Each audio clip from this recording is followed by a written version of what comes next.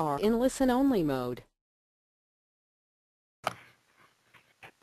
Welcome everyone, and thank you for joining Jobs Australia's Federal Budget Preview. For those of you who I haven't met, my name is Lance Wilson. I'm a Policy Analyst at Jobs Australia. Now, before we get underway, we're just going to give you a quick rundown on the technology that we're using today.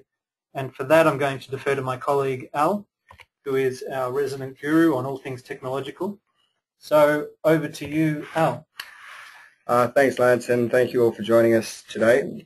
Just a quick rundown on the buttons on your panel. Most of them should be pretty straightforward, but you have a orange arrow which you can use to minimize if you need to see more of the PowerPoint presentation. We also have a virtual hand which we probably won't ask you to use today because I think we've got at this stage over 85 people attending, so we might get you to sort of interact with us in a different way, which I'll show you shortly. Another thing to note is that your microphone icon will have a red line through it, which means that you're muted. The reason we've done that is because with such large numbers there can be a lot of background noise if we unmute you all, so we will actually keep that muted for the remainder of the webinar at this stage. And on our next screen, we just have a quick rundown of the audio mode. If you are using a mic and speakers and you're having difficulty hearing us, if there's a bit of a delay, you might want to switch to telephone. You just have to select telephone as your audio mode and follow the instructions that appear after that. Now, you'll also see in your panel a questions box, and we encourage you to ask questions at any time during the webinar. And Lance will pause at various stages, and I'll read some of the questions out when we have time to do so. And any that don't get answered, we'll attempt to get back to you as soon after the webinar as we can. Great. Thanks, Al. Now, just quickly, this is a rough outline for the presentation today. We're going to start with a bit of background. So the budget process, some of the key concepts, including some of the jargon that gets thrown around and what it means, and the context for this budget. Then we'll have a look at the budget papers, and what I'm hoping is that after this presentation you'll know exactly where to look to find the information that you'll need out of this budget. And then I'm going to talk a little bit about, well, just some crystal ball gazing really, some of the things that we think might be in the budget papers. I say crystal ball gazing because really, everyone's just guessing at this stage. So, part one, background. This gives you a bit of an idea about the usual process. I say usual because every government does it differently, and sometimes some of the committees involved have different names and the like. And of course, things like the Commission of Audit, welfare reviews and Twiggy Forest reviews, all feeding into this sort of process can mean the timeline needs to alter. But the key point is that it's a lengthy process that begins well before May. In fact, it usually begins in about September of each year. Of course, last year there was an election in September, so the Abbott ministry wasn't even sworn in until the 18th. So there's a very good chance that they were somewhat behind schedule from day one. And you then have a call for proposals that goes out in about October. Ministers write to the Prime Minister with their proposals, and that continues for some months. In about November there would be a meeting of a subcommittee of Cabinet which would set the sort of overall strategy for the budget. Essentially that would probably include the Prime Minister, the Treasurer, the Finance Minister, maybe one or two others. In the case of the Abbott government, it looks like it's basically the Expenditure Review Committee, which I'll come to in a second. And through the course of December, January and February, you would have proposals coming in. By the end of Feb, you would expect costings to be attached to all of those proposals. Now, the costings have to be agreed between the Finance Department and the line agency. And the line agency is just whatever agency delivers that program. So the Health Department or the Social Services Department, Education, Employment. So they'll have a bit of back and forth with the Department of Finance. Employment might say we need X billion dollars to do A, B and C, and then Finance will come back and say, no, actually we think you could do that for a little bit cheaper. In general, Finance knocks off about 30% basically as a slight sort of rule of thumb. So they have a bit of argy-bargy. In the end, you would end up with a portfolio budget submission for each portfolio, and that collates all of the proposals for an entire portfolio into one document. In practice, it never ends up being just one document because as they go through considering the proposals, they'll end up pulling out individual things to be considered separately. So then you have all of these proposals going to the Expenditure Review Committee. Now you'll often hear the Expenditure Review Committee referred to as the Razor Gang. Generally it's chaired by the Treasurer or the Prime Minister, and it can include other ministers.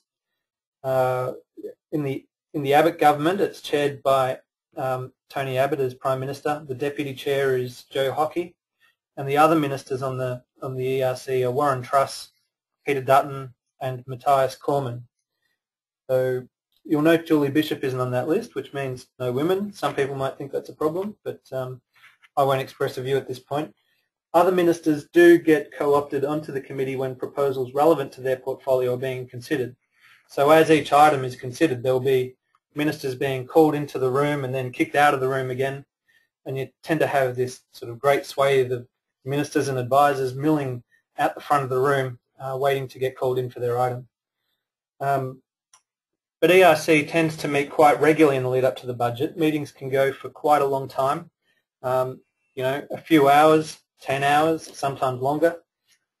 That committee will then sort through all of the proposals and approve, reject, amend them, send them back for further work. Its decisions aren't absolutely final, but it does take a lot to turn something around after ERC has made a decision one way or another. So it's a very sort of important committee.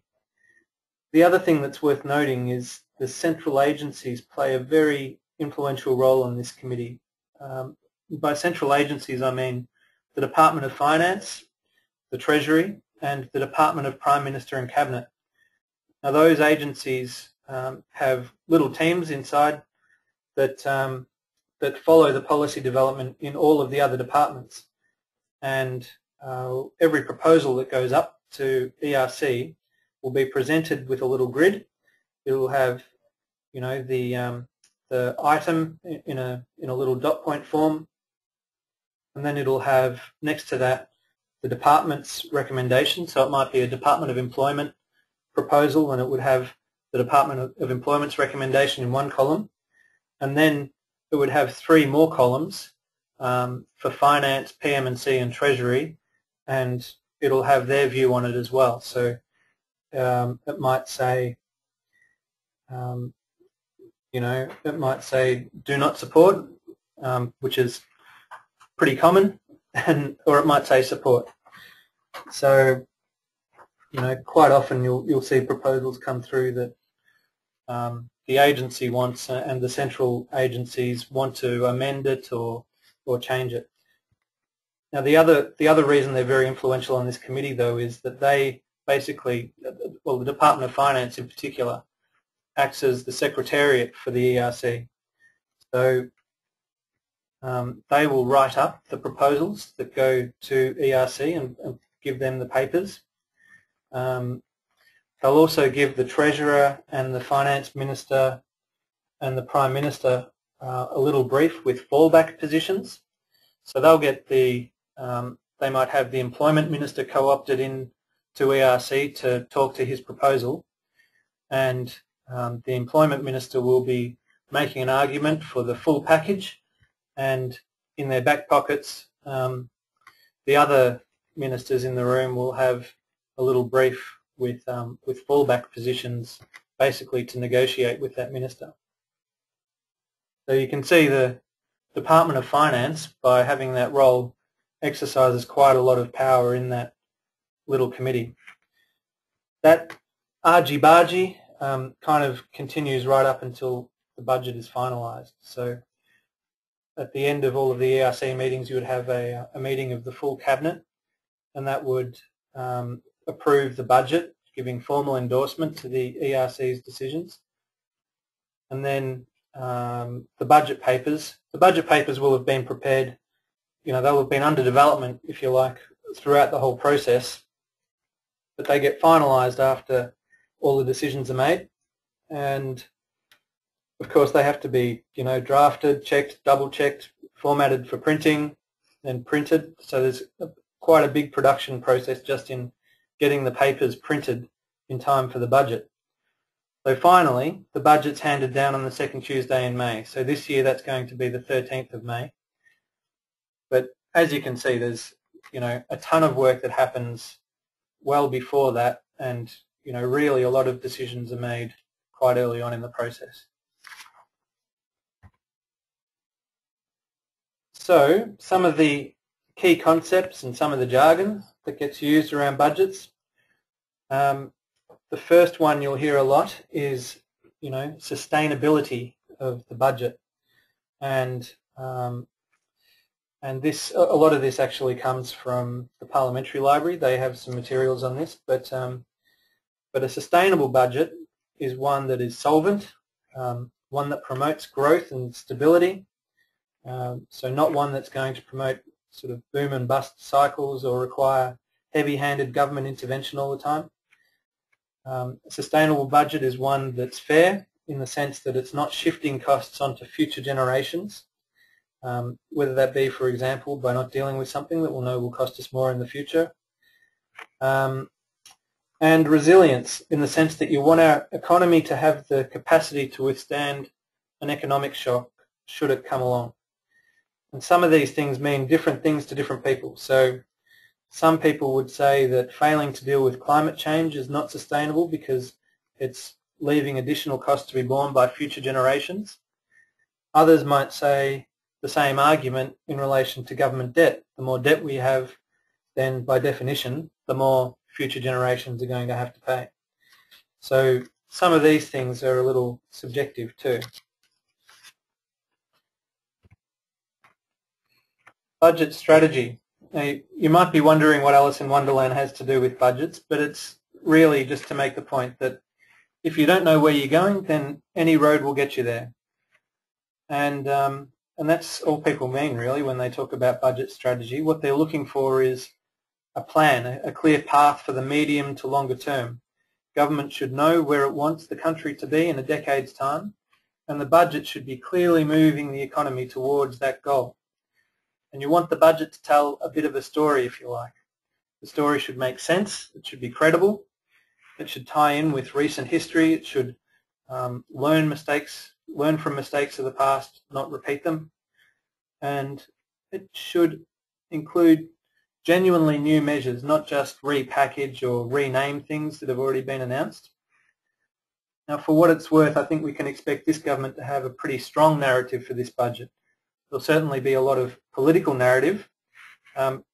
What people will be looking for is the vision, a vision for Australia in the future. The picture that they've painted so far is fairly bleak. So I think they've done well at getting their message across about the need to repair the budget and all that sort of thing. What's not clear at this point is what Australia looks like after the end of that repair job, what it looks like once we're through all of this pain. What sort of jobs we have. Is there less poverty, or, all that sort of thing. So, you can't just be arguing for economic efficiency. It's pretty boring if you do that. So you really need to add some colour.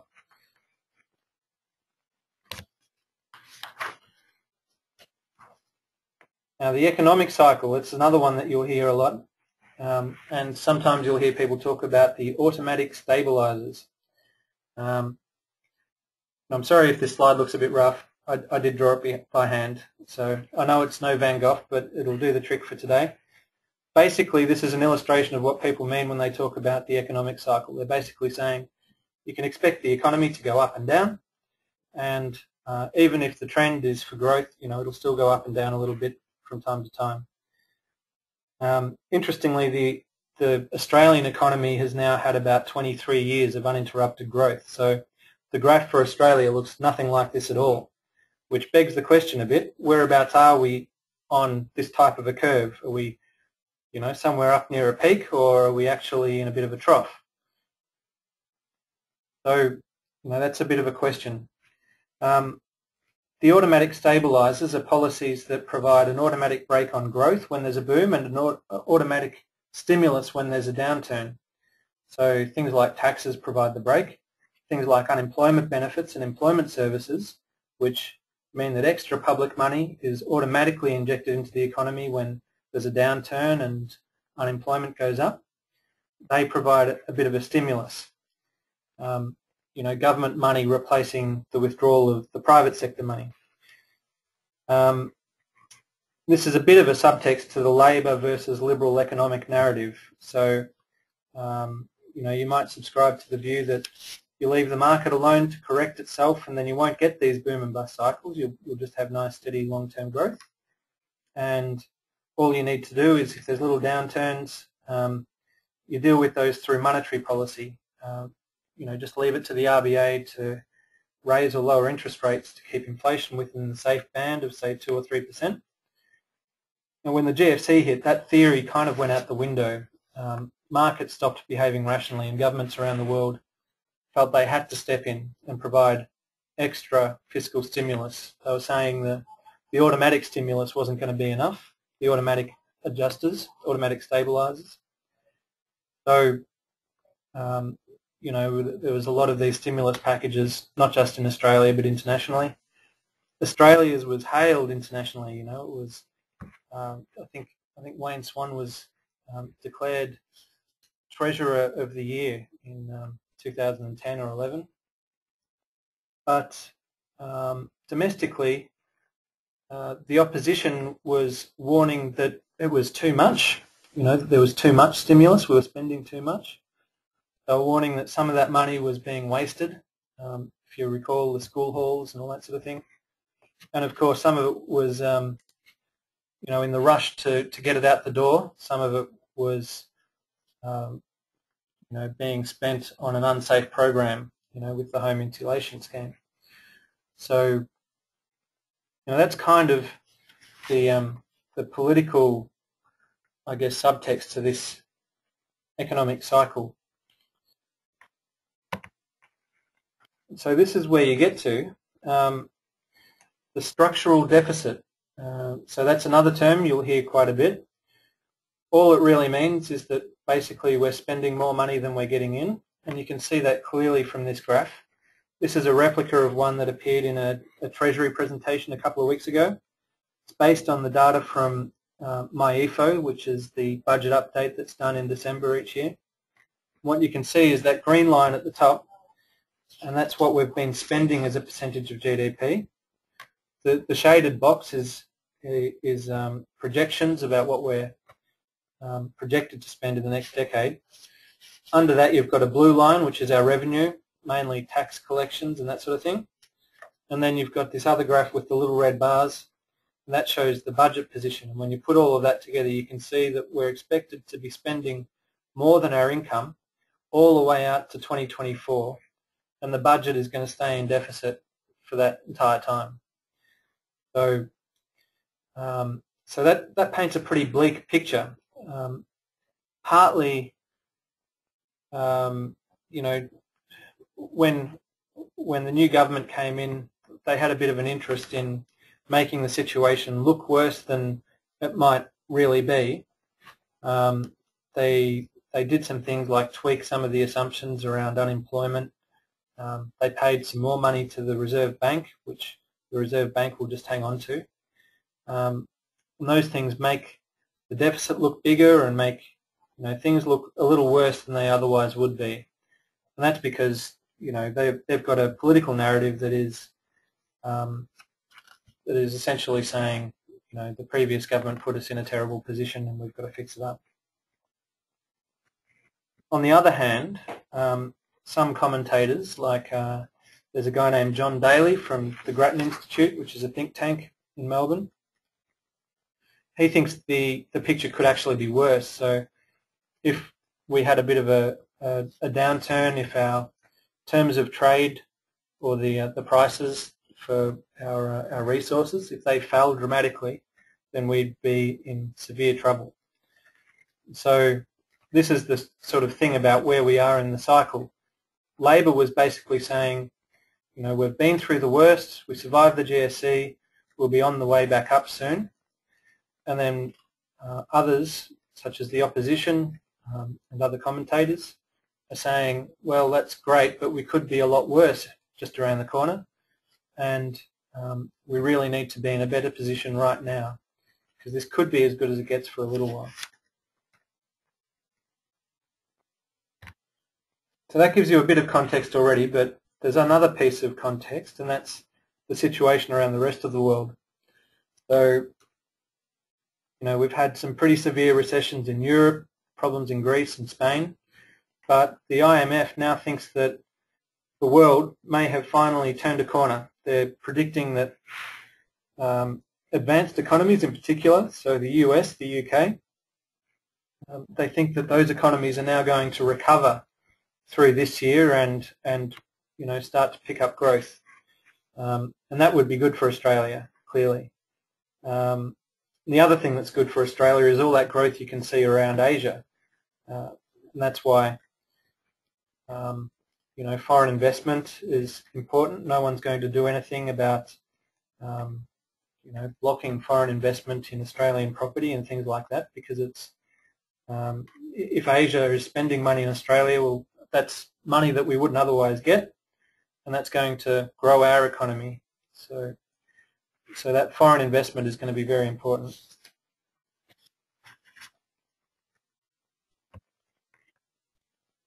Okay, so part 2, reading the budget papers.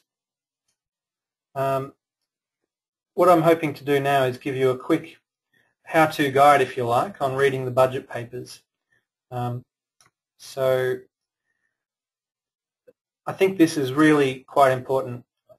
With the budget, there's always quite a lot of reporting, a lot of commentary, a lot of analysis, but a lot of the early reports are about the big picture stuff, what's the bottom line, when will the budget be back in the black, all of that sort of thing. The programs that you might be interested in, they probably, they might not necessarily make the initial headlines. So it's very useful to be able to look at the source material, know where to look, and find the information for yourself.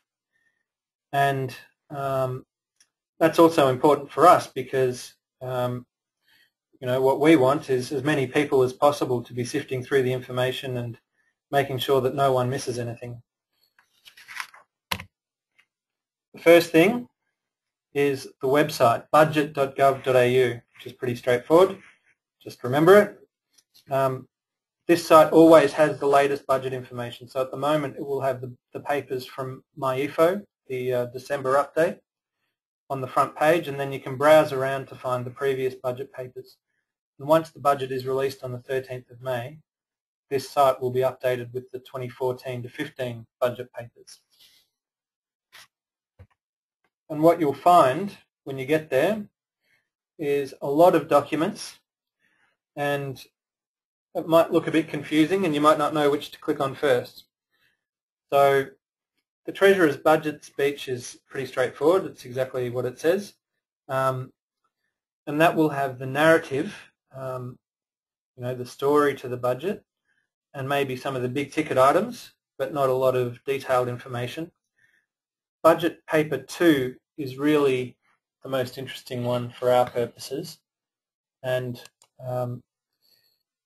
this is budget measures, so it'll be broken up into revenue measures, expense measures, and capital measures, and then in each of those categories it'll be broken down into each department. That's the one, budget paper 2. Now, the category that you usually want to look at is expense measures. That's where they'll have any changes that affect expenditure on the programs that your organisation might be running. Now, change might be up or down, so funding cuts are listed as expense measures as well as new funding or funding increases. So you might think, I want to know if they've cut my program to save money. Wouldn't that be in revenue measures? And it's not. It's actually going to be listed in the expense measures. The only difference will be that it will have little minus signs in front of all the numbers. So the revenue measures are really only related to government's income sources, so tax changes and the like. Some of the things that you might be interested in could be under capital measures. So if you're trying to find out whether there's money in the budget to upgrade facilities or build some new buildings, that could be in capital measures. And the other budget papers are worth understanding, but I wouldn't worry about them quite as much as budget paper number 2. Budget paper 1 has the strategy and outlook, the narrative, the vision, and the projections for the economy, how much it's going to grow, what the unemployment rate is going to do, and that's broken up into a series of statements which will be self-explanatory if you have a look at them.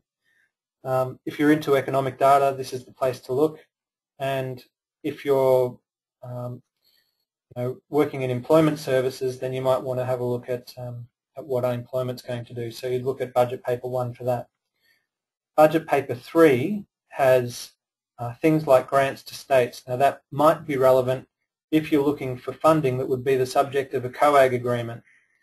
It can be difficult to work out what's going on with those payments though, because they'll have these very large categories of payments to the states, and you might not necessarily have the detail in there.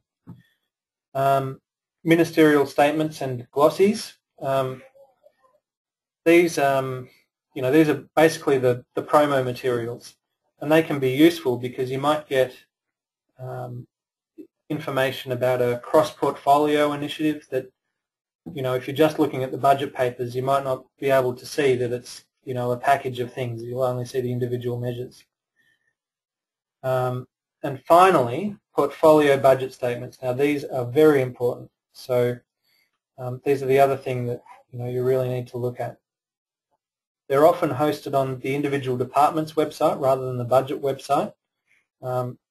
So for example, we'd expect to see something about JSA in budget paper number 2, but it's not going to have much detail in there. And for the detail, what we'll need to do is look at the portfolio budget statement for the Department of Employment.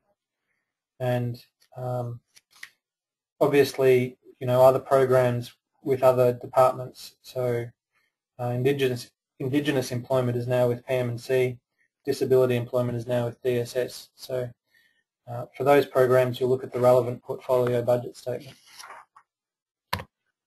This is what the screen looks like when you get to that budget.gov.au website. This is obviously last year's budget. So you can see down the left-hand side there's the links to those budget papers. And this is the sort of thing that you'll be looking for when you open up budget paper number 2. So this is last year's budget. It's a program that some of you might be familiar with, Youth Connections. And this was previously part of a COAG agreement, so when it was originally funded, it would have appeared in budget paper number 3 as part of the federal state financial arrangements.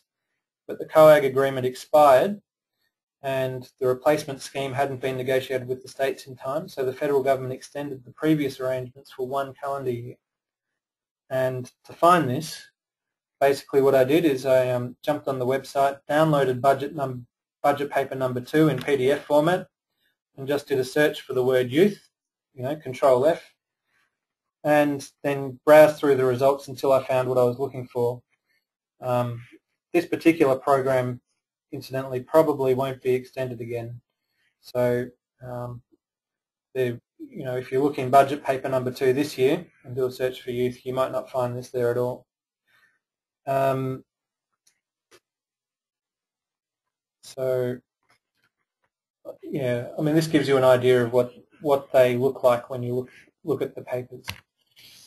And this one is this one's a similar thing, but this is a cut, so you can see the numbers are all negative. And this is from last year. They made some minor changes to Jobs Services Australia, which notionally generated savings of, you can see, 5 million in 2013-14. And then 16.9 million in 2014-15, and so on. Now this is a portfolio budget statement. And this is the other thing that you really need to look at closely when you're looking at budget papers. And this is a screenshot from the DEWA portfolio budget statement from last year. What you can see is that it's broken down into outcomes, and at the beginning of the document there'll be an explanation of what each outcome is, and that'll tell you, where to look for the details, what page number. So you look at the start of the document, look for what outcome you're interested in, and then you'll scroll down and find the text describing the programs under that outcome. And then they'll have the costs budgeted for each program. Now this is different to what's in the budget papers, because the budget papers only list changes to the funding, whereas the portfolio budget statement just lists all of the funding regardless of whether there's been a change or not.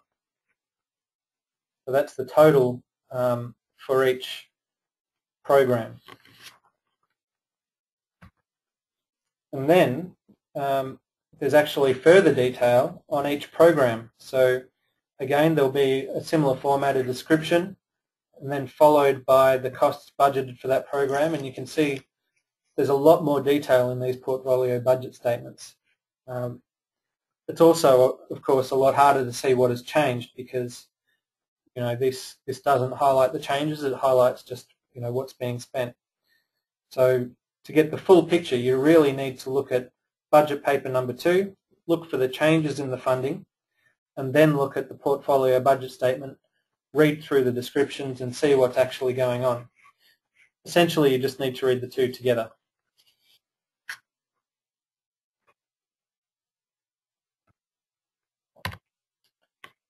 All right. So that brings us to part 3. And this is just our crystal ball gazing, some things to expect.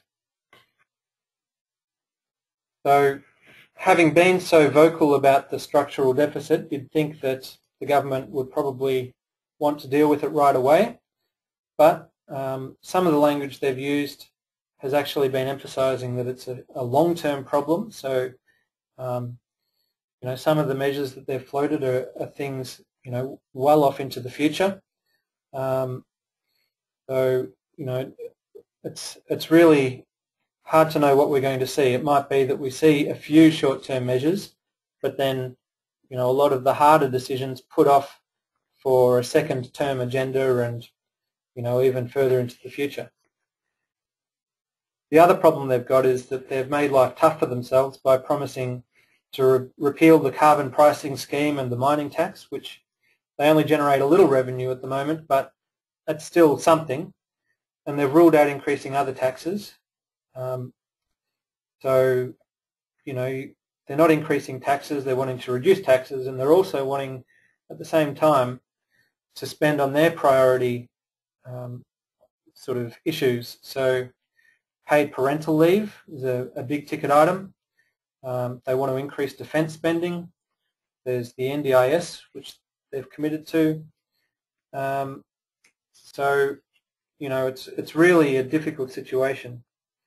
The only things that really leaves them with is health, education and welfare, and you can see from this chart why those things come under the spotlight.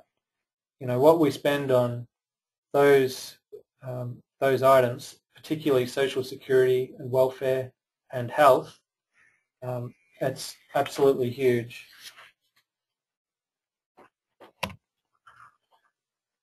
So we can probably expect some tinkering with the welfare system. And it's funny, it wasn't that long ago that we were all vocally campaigning for an increase to the unemployment benefit. I think that's probably not going to happen.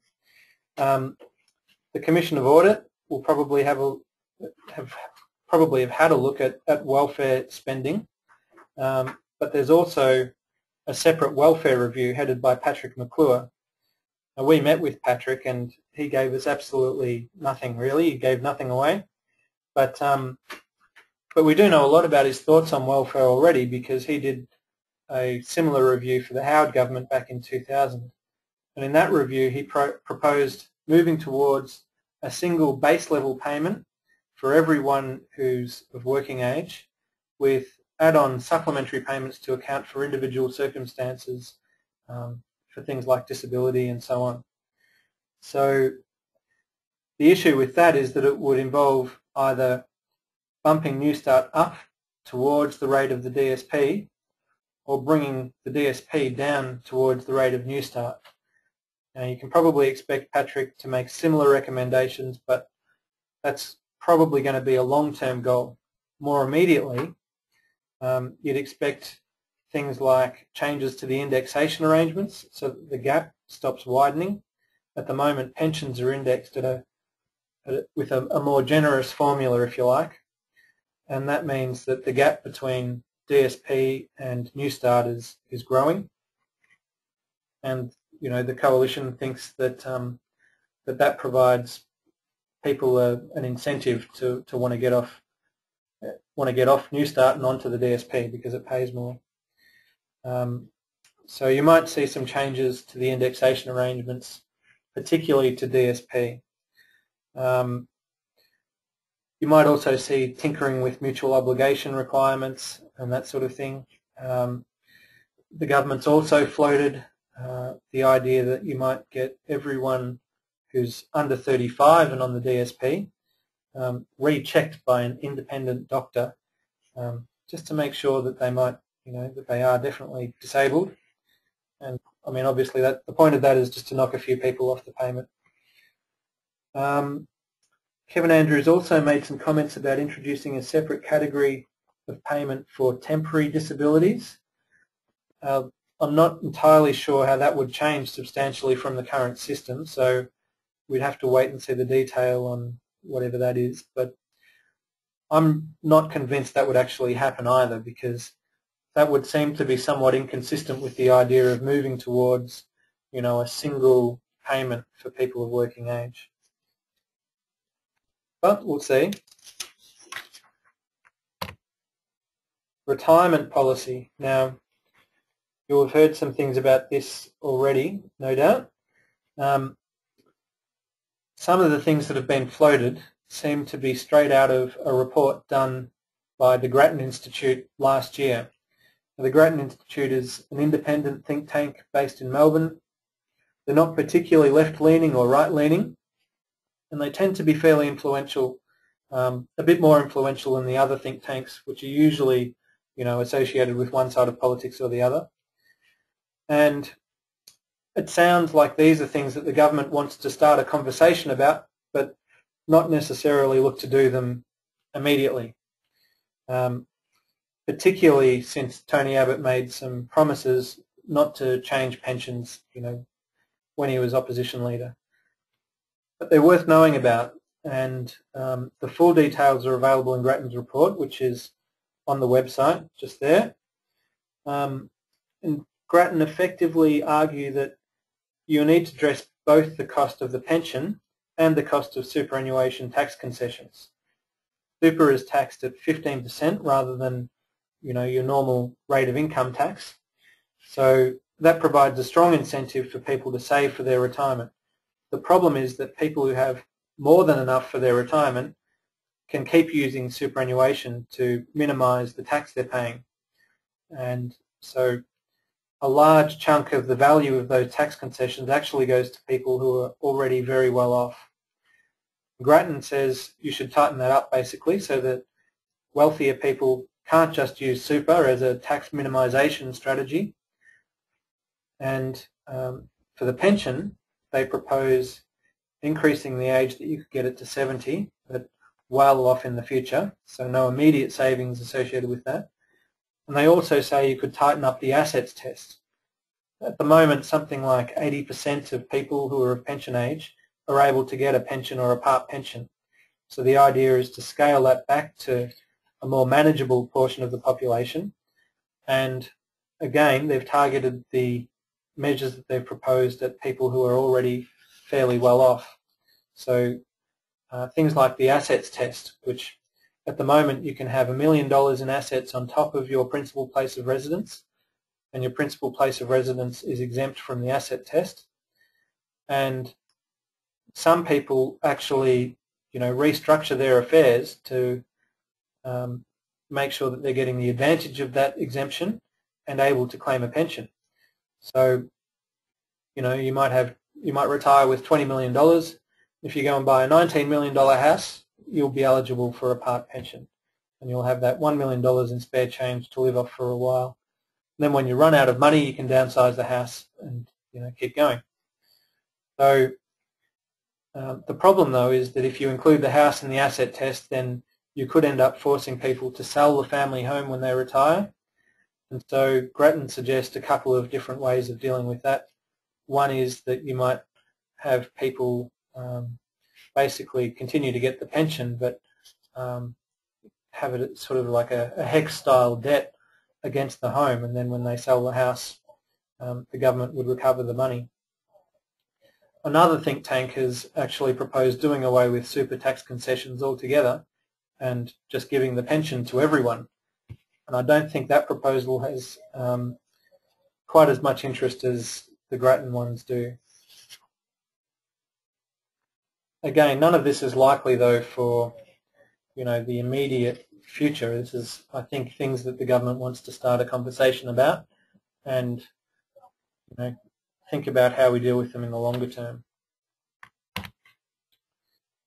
For health, the government has pretty much said that Medicare locals will go. Now, these were set up by Labor to coordinate community health services in particular local areas, and I think they actually replaced local health boards.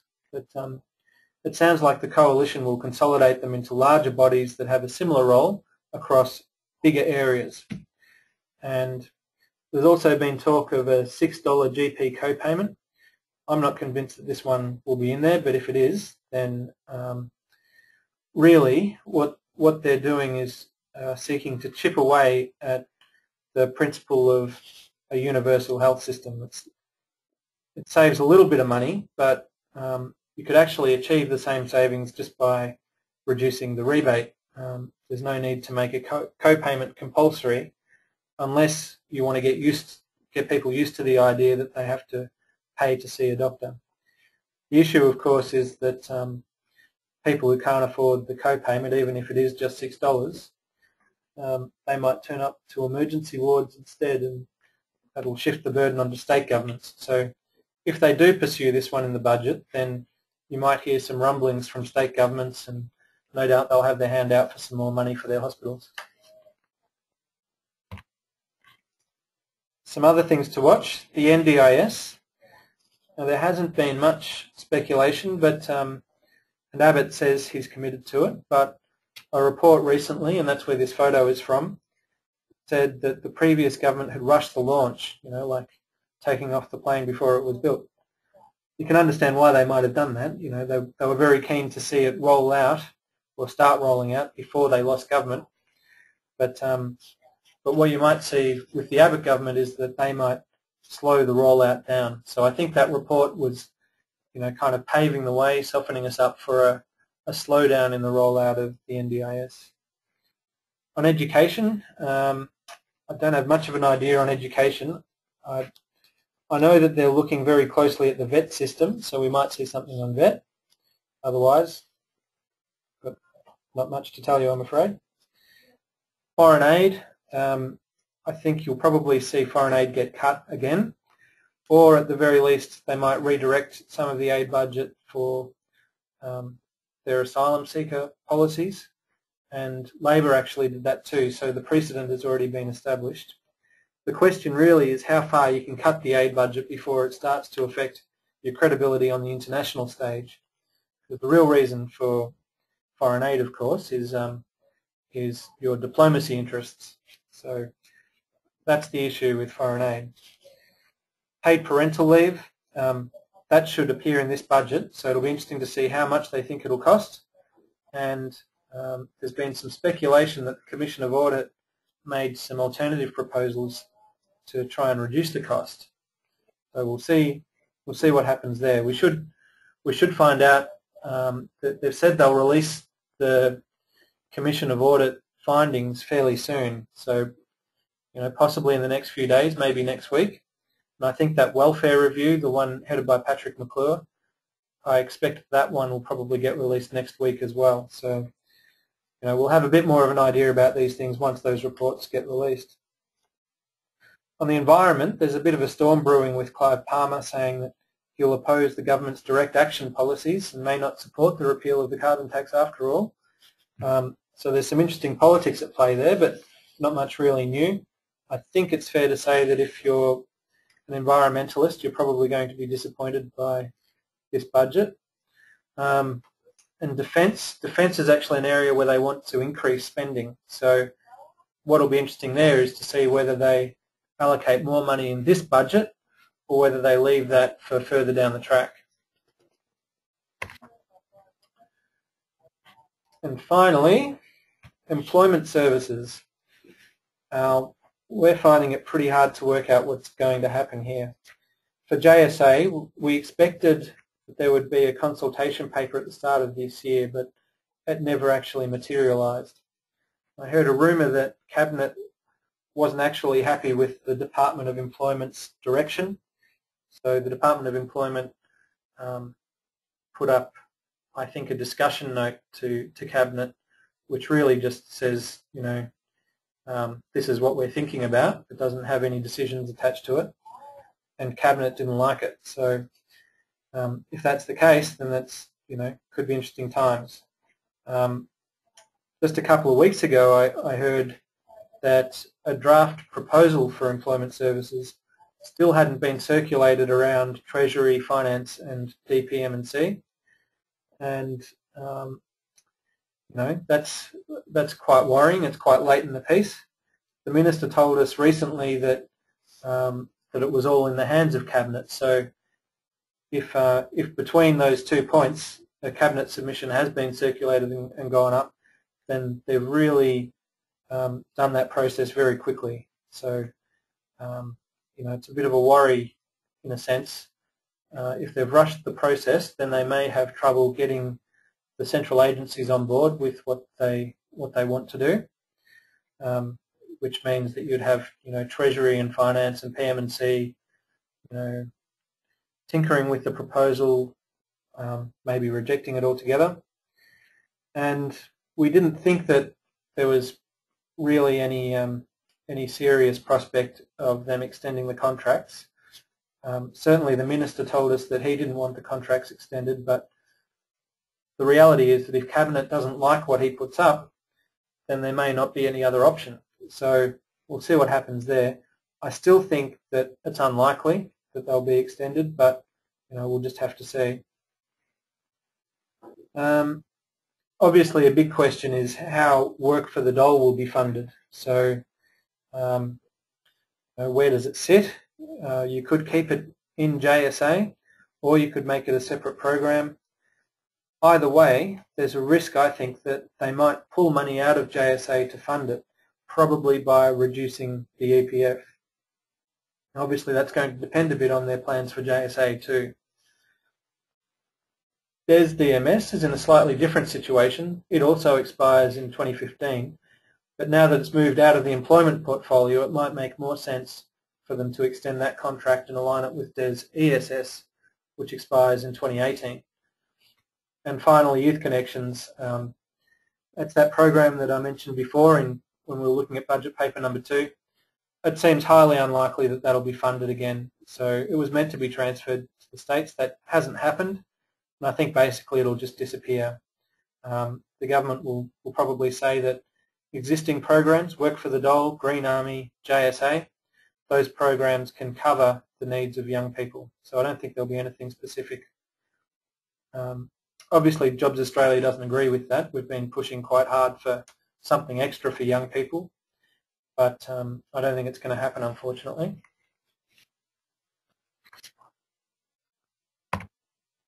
And so that brings us to the end.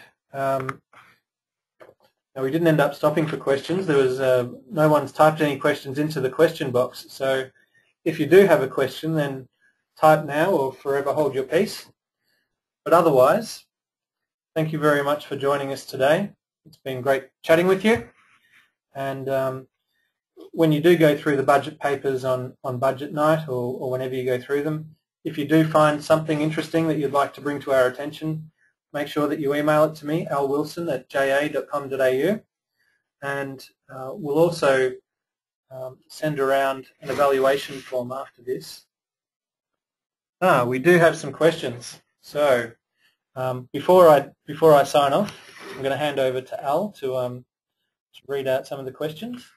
So we've got a question from Rick Kane. The question is, will the competition policy review, which is underway, have any relation to decision regarding JSA?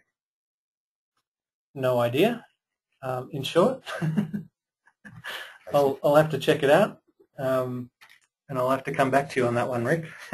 And Maria Cladis would like to know if there's any more information regarding aged care services. Aged care. I haven't seen anything. The Productivity Commission did a review a while ago. I don't know. Yeah, there hasn't really been any sort of speculation that I've seen on aged care. But again, you know, we could probably take a look and come back on that one. And what portfolio does Access sit under? I'm not sure on that one. Access, I think it could be education, if I'm thinking of the right program. So that's from Leanne Phillips. So I might get back to you on email for that one, Leanne.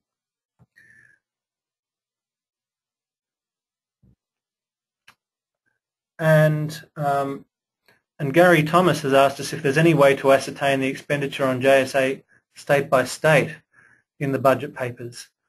Unfortunately, no. So what you do see in the portfolio budget statement is they'll break it down by stream, and you can have a look at the percentages to see what percentage of the client base they expect to be in each stream. So there's some interesting information in the portfolio budget statement, but it doesn't break it down by state. And oh,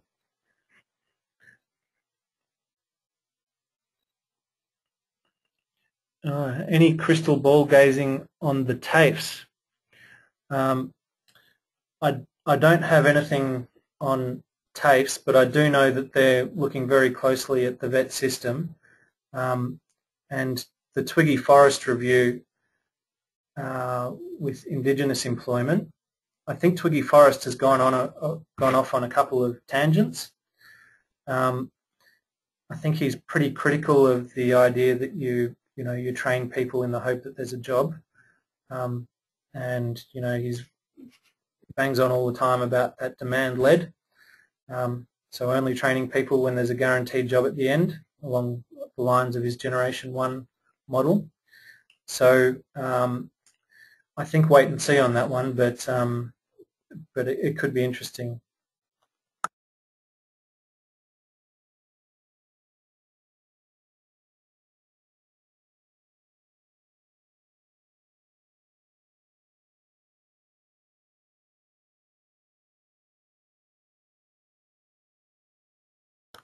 All right. Well, we might leave it there. So thank you very much for joining us. If you do have any other questions, I think we might have had a couple more come through, but I might answer those by email afterwards. And if you do have any more, then feel free to email me, alwilson@ja.com.au. And otherwise, thank you very much for joining us today, and we'll see you again soon.